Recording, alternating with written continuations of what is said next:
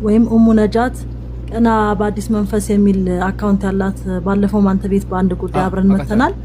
እሷ ልጅ ናት። በውስጥ እሷ ብዙ ሪሲቶች ደርሷት ብዙ ወቀሳ ደርሷት እሷ በግል በደንብ አናገረቻቸው። ብታናገራቸውም ግን የሰጧት ምላሽ ምንም አታመጡም የሚል ምላሽ ነበር። ከዛ ወደ እኔ ጋር ደውላ አወራችኝ። ምን ይሻላል ቀጥታ ወደ ሚዲያ እንዲቀርብ ነበርና ሙቤን እንድታናግሪው ፈልጌ ነው ስትለኝ፣ ኦኬ ሚዲያ ከመቀረባቸው በፊት ግን እኛም የበኩላችንን እንወጣ እናናግራቸውና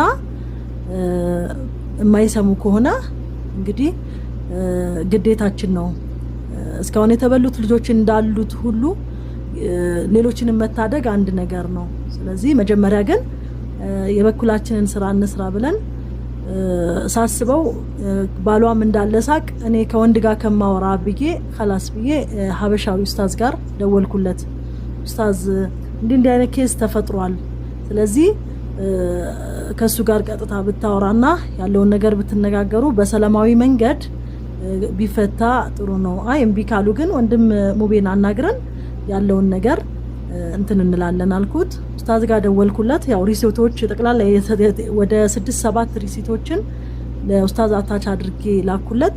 ኡስታዝም ደወለለት፣ አናገራቸው። እነሱ ግን ምንም መልካም ምላሽ አልሰጡም። ምንም አታመጡም የሚል ምላሽ ነው የሰጡት። ስለዚህ ያው ግድ ይመስለኛል ሀበሻዊም ካንተ ጋር አውርታችሁበታል። ይሄ ነው ያለው ነገር እና እዛም ተሄዶበታል። ይኸውልሽ ማፍራህ እኔም ዛሬ መቼም ትናንትና መተው እህቶቻችን አንቺ አልነበርሽ መሰለኝ ሸኳ አቀረቡ። ይሄን አልበር ተበርተናል። ይሄን እኔ አዳመጥኩ። መጀመሪያ ታቂኛለሽ ሰውን አዳምጥና ከዛ ባለ ጉዳዩን በውስጥ አናገራለሁ። ከዛ ዛሬ ሳዳ ጋር ደወልኩላት ማለት ነው። በቀጥታ መጀመሪያ ደወልኩኝ። ምን ይላል በኢሞ ስደውል ይሄ ግለሰብ ቀጥታ በኢሞ መደወል አይቻልም ከሚያውቀው ሰው ጋር ብቻ ነው ምናምን ዘግተዋለች ማለት ኦኬ አልኩና በዋትስአፕ ሞከርኩኝ። ዋትስአፕም አይሰራም። ያለኝ አማራጭ በቀጥታ ልደውል አልኩኝ። ለምሳሌሽ እኔ ጋር ብዙ ብር ሊቆጥር ይችላል በቀጥታ በደውልም፣ ግን እዚህ ጋር የብዙ ሰዎች ገንዘብ ሊመለስ ስለሚችል እኔ የተወሰነ ዶላር ብከስር ይሻላል ብዬ በቀጥታ ደወልኩላት። ስደውልላት ግን ካሜራዬንም አዘጋጅቼ ነበር። ያው አንደኛው ይሄኛው እየቀዳ ነበረ አይፎኑ፣ በዚህኛው ደግሞ እየደወልኩላት ነበር እና የሌሎቹ ግን ያንኛዋ ከ400 ሺህ ብር በላይ ነው። ሱብሃንአላህ ከ400 ሺህ ብር በላይ ነው ያንኛዋ ልጅ ብቻ ማለት ነው። እና እነዚህ ልጅ እንግዲህ አቅዳበት ልጆቹን እንደበለቻቸው የገባኝ እኔ የዛሬ 3 አመት ቪዲዮ ሰርታ ነበረ። ቪዲዮ ስትሰራ ምንድነው አሁን ላይ እቃ በየቀኑ እየጨመረ ስለሆነ ኑሮ እየተወደደ ስለሆነ ቤት እየሰራችሁ ቤታችሁ ያላለቀላችሁ እህቶች፣ እቃ ገዝታችሁ ማስቀመጫ ቦታ ያጣችሁ እህቶች እኔ መካዘን ስላለኝ እየገዛው አስቀምጥላችኋለሁ ብር ላኩ ብላ ቪዲዮ ሰርታለች። ዩቲዩብ ላይ ገብቶ ማየት ይቻላል። የዛሬ 3 አመት የተሰራ ቪዲዮ አለ። ሊንኩንም እልክላችኋለሁ እሱን ማየት እንደምትፈልጉ ማለት ነው። እነዚህ ልጆች እንግዲህ ከቀን ወደ ቀን እቃ እየጨመረ ስለሆነ ደስታ እንድታስቀምጥላቸው ነው የዛሬ 3 አመት ብር የላኩት። ልክ ደግሞ ያንን እቃ ሲፈልጉት አድርሽልኝ ሲሏት ነው ይሄ ጸብ የመጣው። አስለን እቃው አልተገዛም ባይነኝ እኔ ብሩን በልጆቹ ብር የራሷን ቢዝነስ ነው የሰራችበት ብዬ ነው ማምነው እኔ በራሴ። ምክንያቱም እቃው ተገዝቶ ተቀምጦ ከሆነ ዛሬ ላይ እቃውን ሲጠየቁ አላጡል እቃውን ትመልስላቸው ነበር፣ ተሰጣቸው ነበር። አገሩ ጦርነት ሊሆን ይችላል፣ ዝናብ ሊሆን ይችላል፣ ምንም አይነት የትራንስፖርት ችግር ሊኖር ይችላል። እሷ እንኳን ሄዳ ማድረስ ብትችል ይሄ እቃችኋል ብላ ቪዲዮ ቀርጻ ታሳየን ነበር። ግን አላሳየቻቸውም እነዚህ ልጆች። ይሄ ማለት እቃው አልተገዛም ማለት ነው ከመጀመሪያውም ጀምሮ። ስለዚህ ይሄ ደግሞ አብዛኛው ኦንላይን ቢዝነስ ሰዎች የሚያደርጉት ነገር ስለሆነ የኛ እህቶች ደግሞ ቢነገራቸው የማይሰሙና ሁሉንም ሰው የሚያምኑ ስለሆኑ እንጂ ማንንም ሰው 3 አመት 4 አመት እቃ ገዝቶ ብሩን ማስረፍ እየቻለ መነገድ እየቻለ ገዝተው አያስቀምጡላቸውም።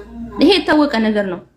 ስለዚህ እነዚህ እህቶቻችን ኦንላይን በደንብ የሚታወቁ በተለይ ደግሞ አረብ ሀገር የኖረች ስለሆነች ለአረብ ሀገር እህቶች ያዘነች መስላ እየመከረች ቪዲዮ እየሰራች ገንዘባቸውን ስትበዘብዝ የኖረች ናቸው።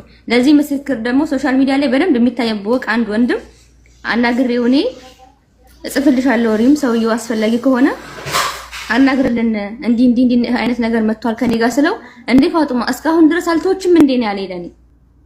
እሱም ጋር ከዚህ በፊት የተበሉ ልጆች ሄደው ገንዘቡን ማስመለስ ባለመቻሉ ምክንያት እባክሽ ብሎ አላህን ፍሪ ብሎ መክሯት ተቆጥቷት የሚችለውን ነገር አድርጓል ይሄ ልጅ ራሱ ማለት ነው።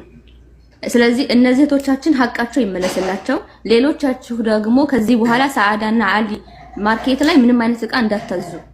ምክንያቱም እነዚህ ልጆች ሌባ ናቸው። ሌባ ናቸው ስንል በማስረጃ ነው እንለጥፈዋል። አስፈላጊ ከሆነ ማስረጃውን ደረሰኙ እጃችን ላይ አለ። የአንደኛዋን እህት ደረሰኙ ጠፍቶባት 60 ሺህ 90 ሺህ ብር አካባቢ ያስገባችበት ደረሰኝ ጠፍቷት ከባንክ አስወጭና አምጪ ሁሉ ብላት ከባንክ አስወጥታ የላከችልኝ ደረሰኝ አለለን። እዚህ ድረስ ነው የምትጫወትባቸው ልጆቹን። የለም አላውቅም ከፈልሽ አስወጭና አምጪ አለቻት። ኢትዮጵያ በቤተሰብ ከደረሰኙን ከባንክ አስወጥታ ልካልኛለች ለኔ ሪሲቱን። እሱንም ማሳየት እንችላለን። ከማንም በነገራችን ላይ ማንም ሰው ከህግ በላይ ወይም ከሰው በላይ ሊሆን አይችልም። የሚኖሩት ከሚሴ ነው። የት እንደሚኖሩ ቤታቸው የት እንደሆነ ይታወቃል እኮ።